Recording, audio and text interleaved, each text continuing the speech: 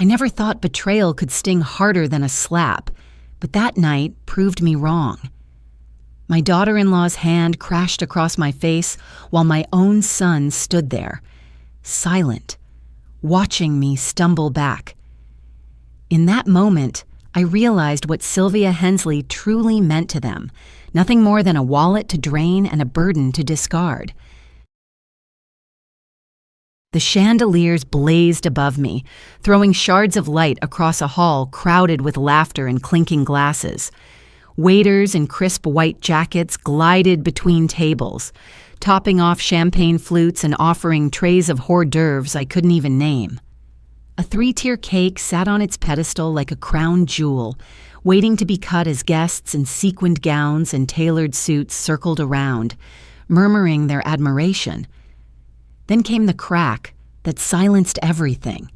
A sharp sting spread across my cheek, the kind of sting that burns deeper than skin.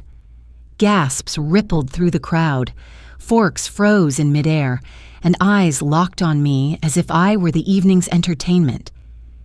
Yara stood before me, her manicured hand still lifted, her perfume thick in the air, sweet, expensive, suffocating. I pressed my palm to the heat rising on my face, stunned less by the pain than by the audacity. My gaze lifted, searching for the one person I thought might steady me in that moment. Instead, Michael's eyes that once ran to me for comfort as a boy, were as cold as polished stone. His lips curved not with compassion but with finality as he delivered his verdict, "This isn't your home anymore. Leave." The words cut deeper than the slap. They weren't shouted. They didn't need to be. Spoken calmly, in front of everyone. They carried a weight that pushed me further back than the blow itself. Around us, whispers began to slither through the guests, some shocked, others entertained, no one daring to step in. I caught the faint tremble in my own fingers as I lowered my hand from my cheek. The sting still burned. The scent of her perfume clung to me like smoke after fire. And there, beneath the pain, beneath the humiliation, a strange calm settled over me. I let the corner of my mouth tilt into a faint smile no one expected. I had known this moment would come, and I had already prepared for it. At 28, my world shattered in a single phone call. Robert was gone in an accident, and in the silence that followed, I was left alone with a 5-year-old boy who clung to me and asked when his father was coming home. That night, as I held Michael against my chest and listened to his sobs, I made a vow, whatever it took, I would raise him, even if I had to carry the weight of 2 lives on my shoulders. The years that followed were not kind. I took the only job I could find, long hours on the floor of a meat-packing plant in Nebraska. The smell of raw flesh and chemicals clung to me no matter how much I scrubbed my skin. My hands cracked from the cold and the work, but I stayed, because each paycheck kept the lights on and food on the table. Later. I studied in the stolen hours between shifts, pushing myself through exhaustion until I earned a place as a community nurse. I wanted Michael to see that his mother could fight her way forward. The nights blurred into one another, stitching torn clothes by dim light, boiling cheap soup that had to stretch 3 days, setting my alarm for dawn to head back to another shift. My body ached, but every ache felt worth it when I saw my boy smile. I remember one winter, the chill in the air seeping through the walls, when he was 12. His classmates rode shiny new bikes through the neighborhood, and his eyes followed them with a longing that broke me. I scrimped and saved every dime I could, taking on extra cases, skipping meals, until I could hand him that red bicycle. The day he saw it waiting on the porch, his face lit brighter than any holiday lights. He wrapped his arms around me, his voice muffled in my coat as he whispered, "You're my hero." I wore the same threadbare coat that winter, cold biting through the seams. But the warmth of that moment carried me through. Now, years later, standing in the ruins of that same devotion, the memory cuts sharper than the cold ever did. What once filled him with gratitude has turned in every sacrifice. Every night bent over a sewing needle or collapsed on a bus seat between shifts has been rewritten in his mind as nothing more than duty, an obligation he no longer values. I glance at the faded photograph on my dresser, Michael grinning wide beside that red bicycle, his hand flashing a wave toward the camera. The joy frozen there feels like a relic from another lifetime. My throat tightens, my chest constricts, and for the first time in years, I wonder if all I gave only taught him to take without remembering where it came from. It was late when I passed the hallway, the house quiet except for the faint hum of the refrigerator. A sliver of light spilled from under Michael's study door. I should have kept walking. Instead, something, a tug in my chest, a gnawing unease made me pause. I edged closer, every nerve taut, and pressed my ear to the frame. Their voices floated through the wood, low and sharp. Yara's tone carried a smug edge as she laid out numbers like an accountant balancing ledgers. 6 months wait list, but if we pay up front, they'll prioritize. Sunset Valley has private rooms. My heart thudded against my ribs. Michael's reply was colder than the slap I had taken earlier that night. It'll be easier once she's declared incompetent. Peterson still owes me from college. He'll sign off if I ask. The words froze me. In one breath, my son reduced me to a case file, a problem to be managed. My knees nearly buckled. I pressed harder against the wall, breath caught in my throat. When Yara's phone rang, she switched to a syrupy tone. I could hear every word. "Don't worry, Mom, she's easy to control. A few more months and everything's ours." Laughter bubbled on the other end, and Yara joined in, like they were plotting a joke rather than dismantling a life. I felt the blood drain from my face. The sting of betrayal was no longer a wound. It was a blade twisting deeper. I pushed the door slightly, my eyes falling on the desk. Papers lay scattered, and right on top, a glossy brochure for a nursing home, notes scrawled in the margins, 6 months waiting, priority if prepaid. My vision blurred, my pulse hammered. I stepped back into the darkness of the hallway, careful not to creak the floorboards. My body trembled, but my mind had never felt clearer. I could see the trap closing around me, and I knew if I did nothing, they would succeed. In the silence of my room, I sat on the edge of the bed, hands clenched tight in my lap. For the first time in years, I wasn't the mother who bent to keep peace, or the woman who sacrificed without question. I was the one holding the next move. "If you want to play," I whispered into the empty night, "I'll play. But this time, I'll win."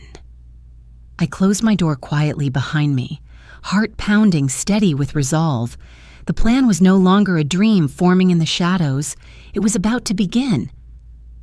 The morning sky hung heavy and gray as I stepped into the attorney's office in downtown Denver. The scent of roasted coffee drifted faintly from the waiting area, mixing with the sterile tang of polished wood and leather chairs. I clutched my purse a little tighter, not out of fear, but out of determination. This wasn't a visit I had ever imagined for myself, but it was one I had been forced into.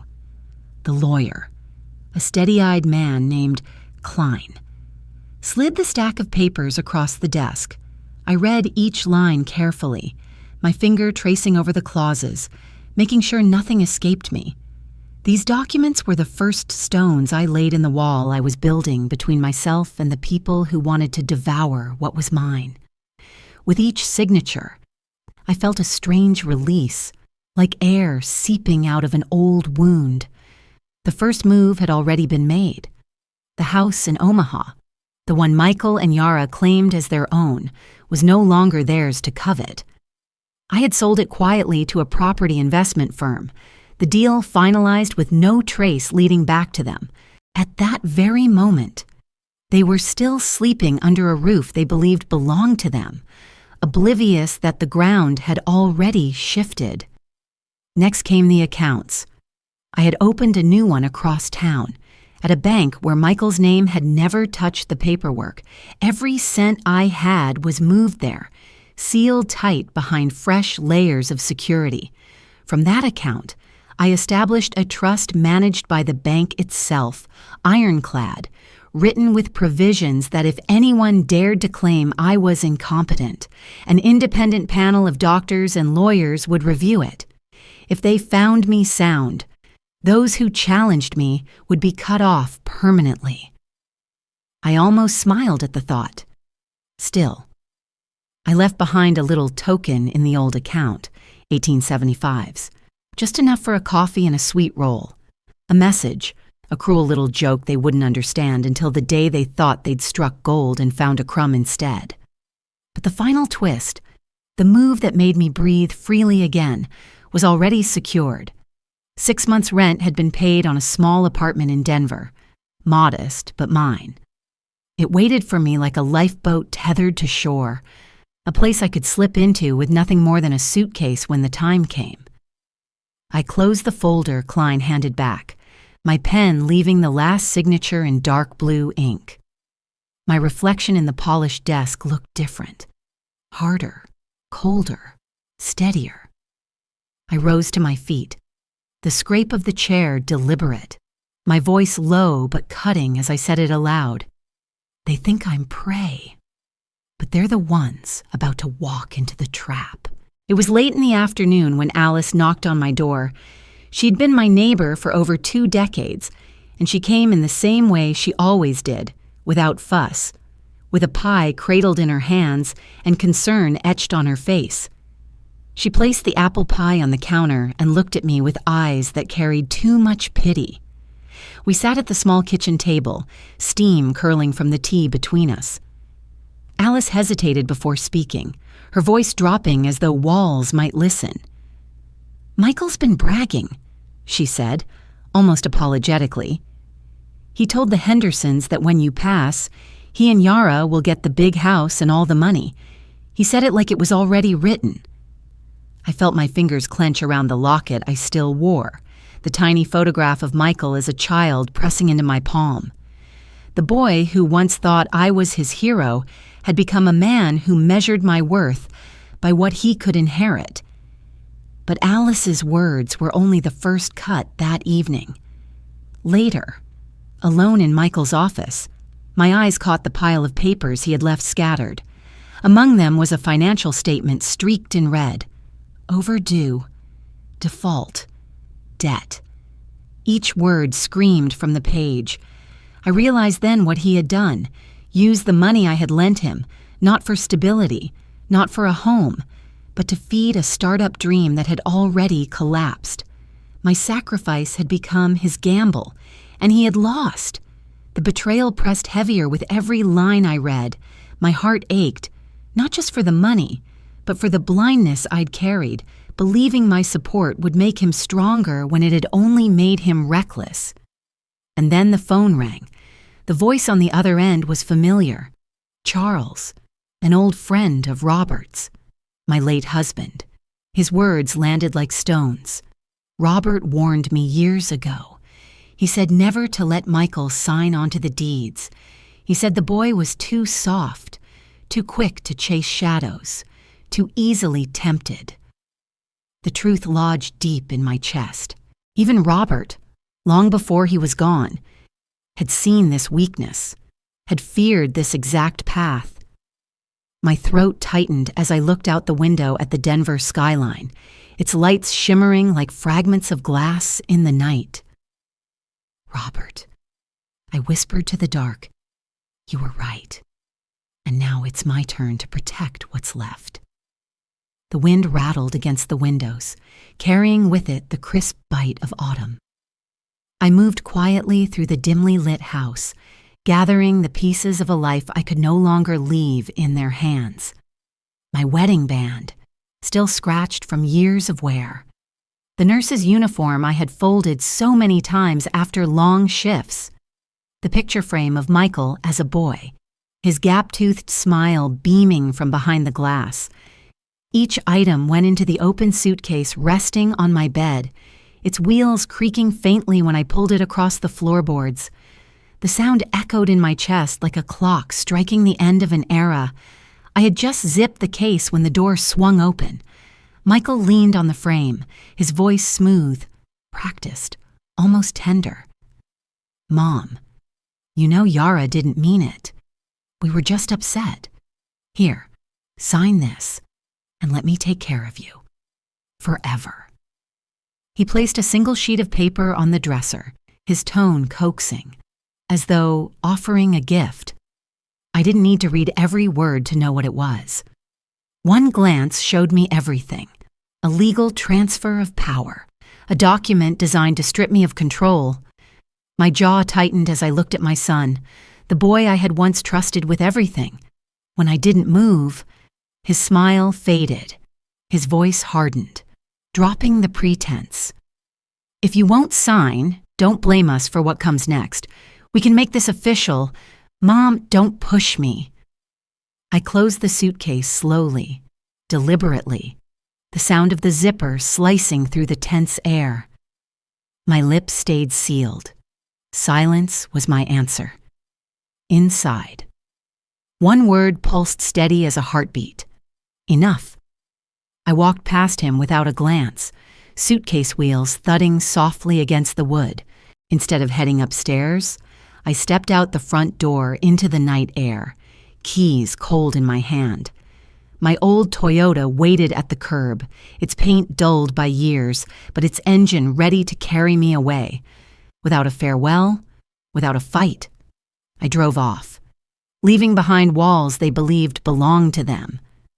Hours later, when the door of my new apartment closed behind me, the weight of years seemed to lift. Mrs. Chen, the landlady, smiled kindly as she pressed a steaming cup of tea into my hands. "Welcome home," she said. For the first time in too long, I believed her. Winter sunlight spilled pale and thin across my small kitchen table as I sat with a paintbrush in hand, dabbing color onto the canvas propped near the window. The quiet was so complete that the sudden ring of the phone startled me. It was Alice, my old neighbor, her voice sharp with urgency. "They found out," she said. "Michael and Yara know the house is gone. Sold. They're furious. They thought their names were on the deed." I let the brush hover in midair, the paint dripping onto the paper. So the moment had come. The illusion they had built, of ownership, of power, of security, was shattered in an instant. The news only grew darker. Creditors had begun knocking, demanding repayment of loans Michael had taken out to fund his failed tech startup. Letters marked overdue and final notice stacked on their kitchen counter, unopened until it was too late.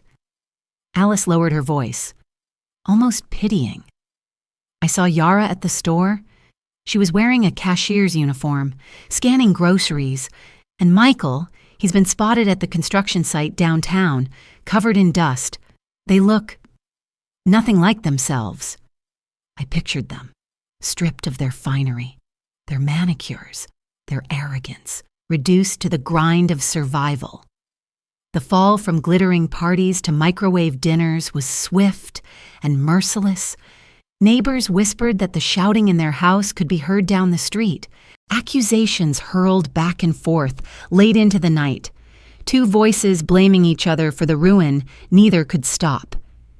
The empire of champagne toasts and velvet drapes had crumbled into ramen noodles and overdue bills.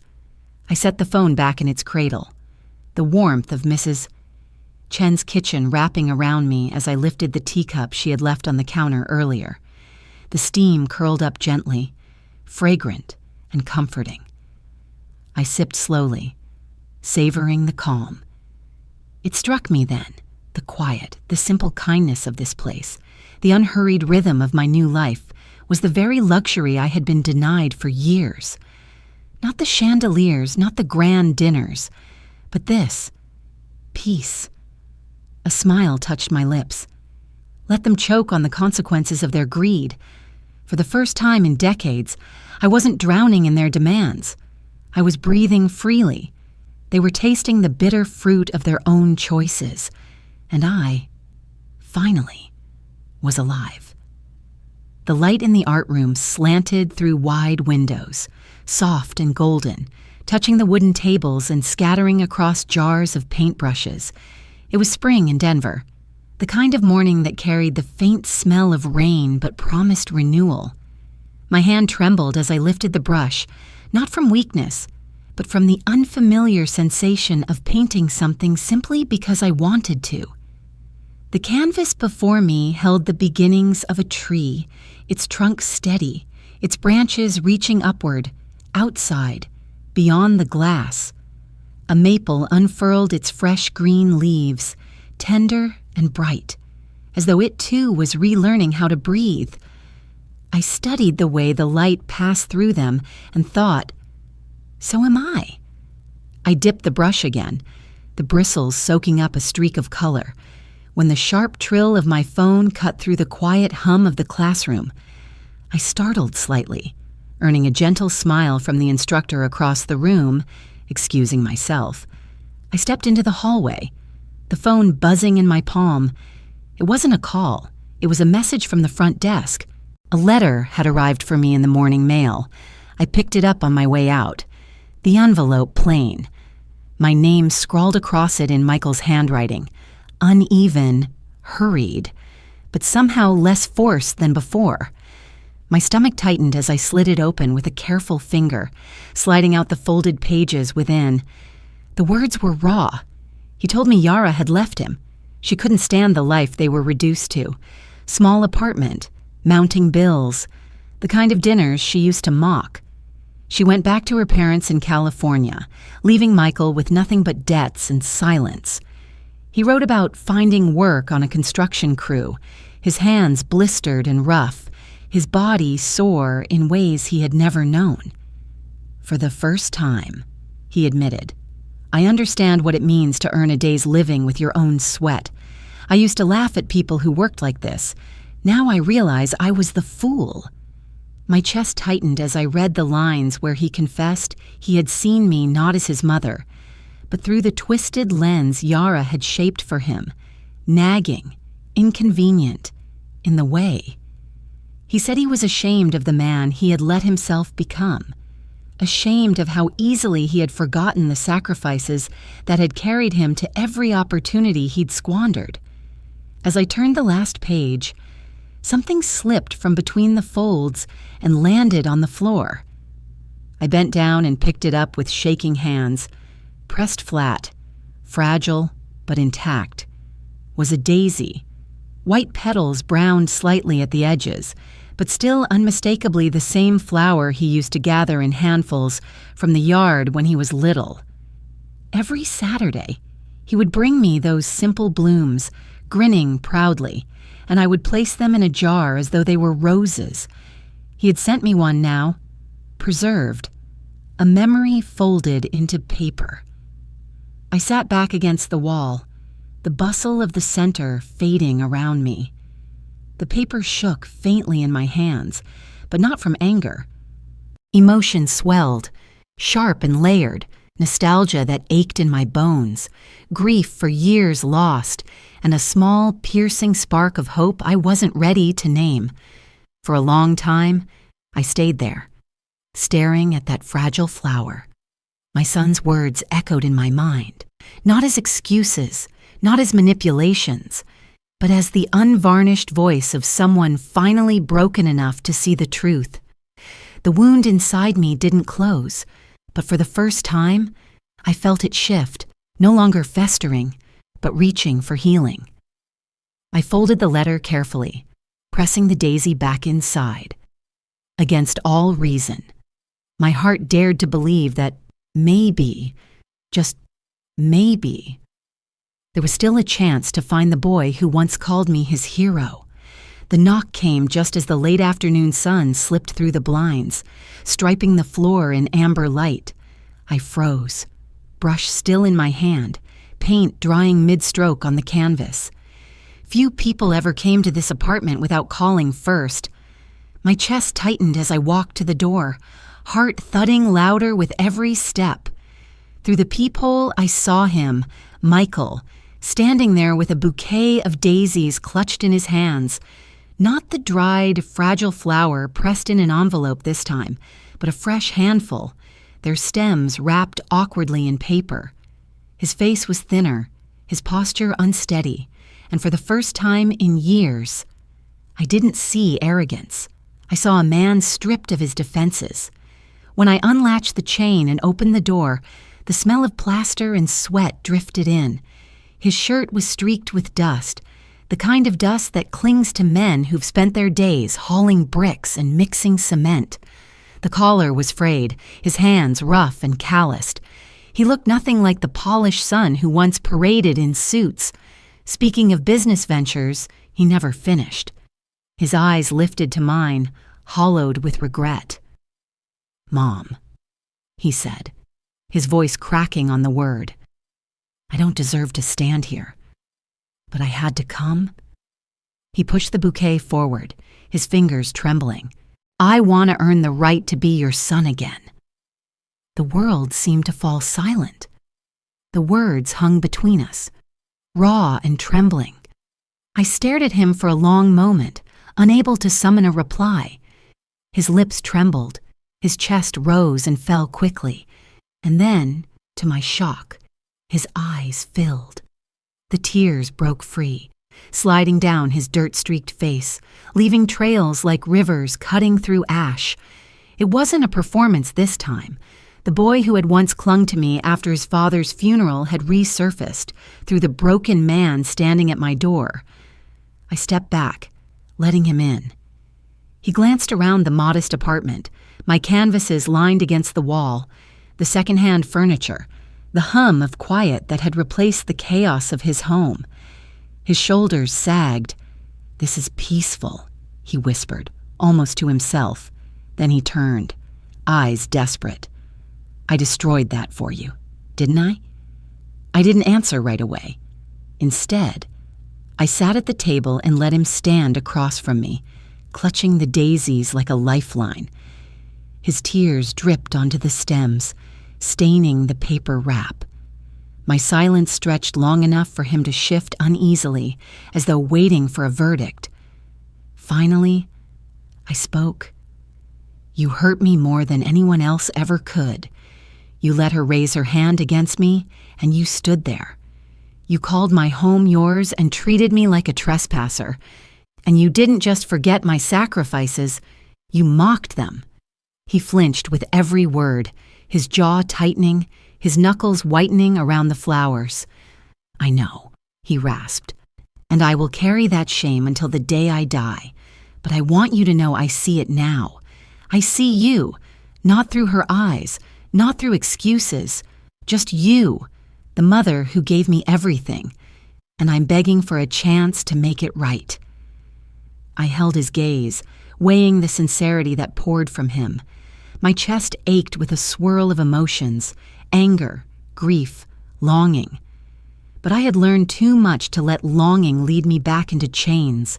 Slowly, I leaned forward, my voice calm and unyielding. "If there's going to be a chance, it will be on my terms." His breath caught. "Anything." I lifted one finger. "We only meet in public, restaurants, parks, somewhere open. This apartment is my sanctuary, not yours." A second finger. "You will never ask me for money, not a cent. I am not your wallet. If you even hint at it, this ends." A third finger. "One betrayal, just one more attempt to use me, and it's over forever. There won't be another conversation, another knock on my door, or another letter opened." The silence afterward was absolute. Michael's shoulders shook as he nodded, tears spilling freely, unhidden. His lips moved, but no sound came out, until finally he whispered, I understand." He pressed the daisies onto the table, as though laying down an offering. His eyes, rimmed red, lifted to mine with something I hadn't seen in years: humility. I let the stillness linger before I spoke again, softer this time, though steady. "We'll try. But this time, it will be my way." The last of the daylight faded behind him, painting the room in shadows.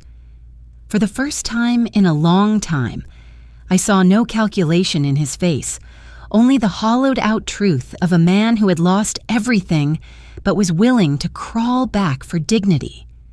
And though my heart was wary, a fragile thread of possibility stretched between us, trembling but unbroken. The horizon burned gold as the first light of morning broke across the Oregon coast. I stood barefoot in the cool sand beside my friends from the art class, our easels lined in a crooked row facing the waves. The ocean breathed in and out, steady and endless, its salty wind tugging gently at my old coat. It wasn't elegant, not expensive, but it wrapped me in warmth as surely as the quiet joy now lived in my chest. My brush hovered over the canvas, colors blending into the fiery sky. The sound of waves slapping against the rocks carried me back to the ballroom, the sting on my cheek, the silence that followed. That night had felt like ruin, humiliation burning deeper than the handprint left behind. Yet here I was, a year later, realizing it had been the spark that freed me.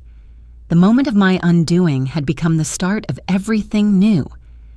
I reached into my bag for a rag to blot the brush, and my fingers brushed against an envelope. The last letter from Michael, no demands, no excuses. Just a few words in his shaky script. "I'm working now, on my own. Let's meet at Romano's next week. I'll bring daisies." The wind whipped my hair across my face as I laughed softly, a laugh that felt whole. I dipped my brush into bright yellow and swept it across the canvas, painting the rising sun in bold strokes. "They thought that slap would break me," I whispered to the horizon, "but it gave me back to myself.